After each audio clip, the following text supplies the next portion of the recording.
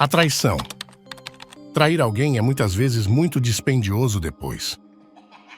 Em primeiro lugar, temos de reconhecer que, embora Judas tenha sido escolhido para ser um dos 12, todas as evidências nas Escrituras apontam para o facto de ele nunca ter acreditado que Jesus era Deus e pode nem sequer ter estado convencido de que Jesus era o Messias. Ao contrário dos outros discípulos que chamavam Jesus de Senhor, Judas nunca usou esse título para Jesus e, em vez disso, chamava-o de Rabi, a quem ele reconhecia apenas como um professor. Enquanto os outros discípulos fizeram, por vezes, grandes profissões de fé e de lealdade, Judas nunca o fez e parece ter ficado sempre à margem, segundo o relato bíblico. Esta falta de fé em Jesus é a base de todas as outras considerações que se seguem. O mesmo se pode dizer de nós. Se não reconhecermos Jesus como Deus encarnado e, portanto, o único ser que pode conceder o perdão dos nossos pecados e a salvação eterna que o acompanha, então estaremos sujeitos a muitos outros problemas que decorrem de uma visão errada de Deus. Em segundo lugar, Judas não só não tinha fé em Cristo, como também tinha pouca ou nenhuma relação pessoal com Jesus. Quando os evangelhos sinópticos mencionam os 12, eles são geralmente mencionados sempre na mesma ordem, com pequenas variações. Pensa-se que a ordem geral indica a relativa proximidade da sua relação pessoal com Jesus. Apesar das variações, Pedro e os irmãos Tiago e João são sempre mencionados em primeiro lugar, o que é coerente com a sua relação com Jesus. Judas é sempre mencionado no fim da lista, o que pode indicar a sua relativa falta de relação pessoal com Cristo. Além disso, ao examinarmos os evangelhos, verificamos que o único diálogo documentado entre os dois menciona Judas a ser repreendido por Jesus depois da sua reação gananciosa a Maria, quando Judas nega a sua traição e a própria traição. Em terceiro lugar, Judas foi consumido pela ganância, ao ponto de trair a confiança não só de Jesus, mas também dos seus companheiros discípulos, como vemos em João 12:5. Judas pode muito bem ter desejado seguir Jesus simplesmente porque viu o grande número de seguidores e acreditou que poderia beneficiar das ofertas feitas ao grupo. O facto de Judas ser o responsável pela bolsa de dinheiro indica o seu interesse por ela. Além disso, Judas, tal como a maioria das pessoas do seu tempo, acreditava que o Messias iria acabar com a ocupação romana e assumir a posição de um poderoso governante sobre a nação de Israel. Judas pode ter seguido Jesus na esperança de beneficiar da sua associação com ele como o novo poder político reinante. Sem dúvida, ele esperava estar entre a elite governante quando isso acontecesse.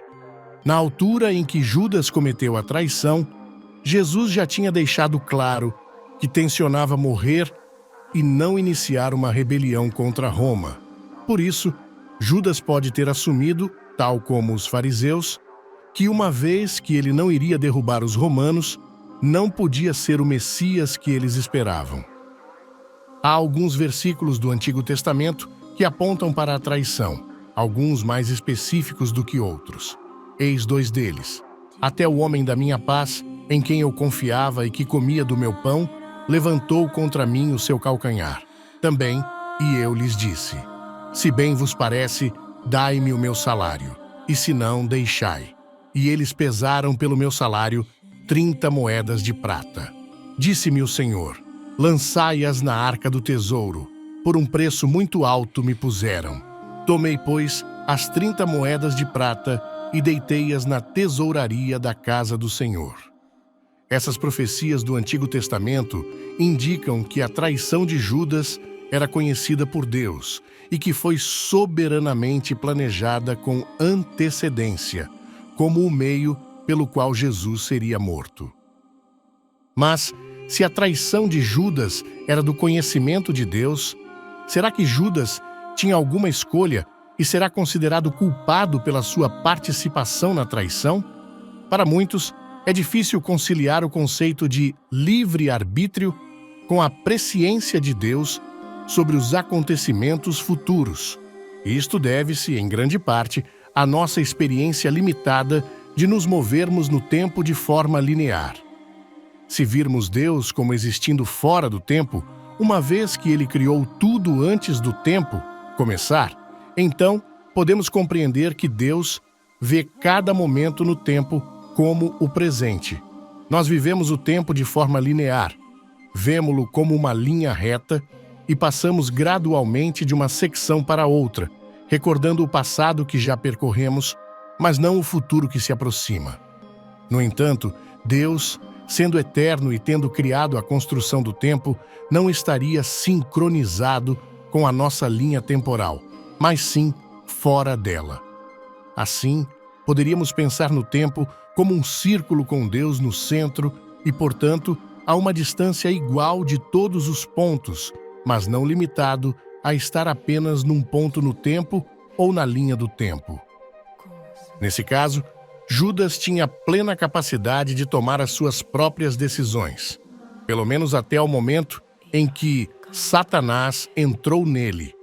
E a presciência de Deus não substitui de forma alguma a capacidade de Judas para tomar qualquer decisão.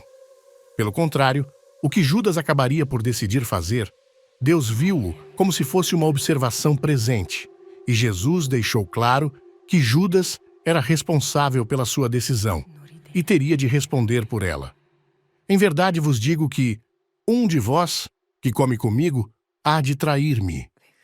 Note-se que Jesus caracteriza a participação de Judas como uma traição. E quanto à sua responsabilização por esta traição, Jesus disse: Mas ai daquele homem por quem o Filho do Homem é traído. Seria bom para esse homem que ele não tivesse nascido.